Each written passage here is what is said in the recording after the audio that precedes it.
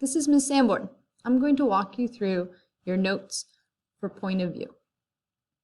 Your paper might look something like this because you've printed it and now you're writing on it. Or you might just want to write down in your notebook these big old block letters. Make sure they're blocks because we will be writing inside the 1, 2, and 3. If you did download it, you won't see this line because you won't have that line as a supplemental on your supplemental aid. So go ahead and draw those 3 lines connecting the O, L, O to the 3. All right, let's begin. So we've got POV. POV stands for point of view. First person point of view has some clue words. Our clue words are I, me, my, we, us, and our. First person point of view is when the narrator is in the story. It's one of the characters in the story, and they're telling the story from their perspective.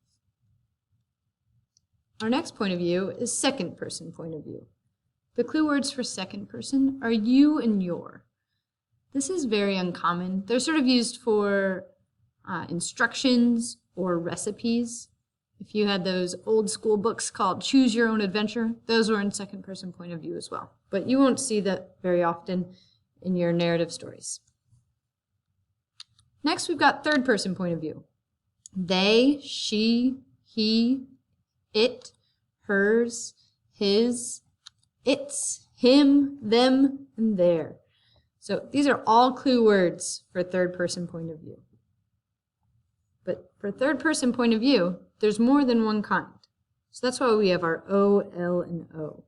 Our first O, actually let me just remind you that all of these clue words, they do not have clues in dialogue. So anything that has those little quotation marks, those are what characters are saying, and that won't tell you the point of view of the story. So just make sure that note is on your notes, that dialogue is not included. All right, so what does our OLO mean? Our first O is objective. Objective means there are 0 thoughts or feelings from the narrator. L is limited. That means we might get one character's thoughts or feelings. And finally, we've got omniscient. Omniscient means all-knowing. So that means we'll have 2 or more characters' thoughts or feelings being shared with us by the narrator. I hope these notes help. Feel free to rewind or rewatch this as many times as you need to get your notes. There's also some other videos and notes that hopefully will help you understand point of view. Thank you. Bye-bye.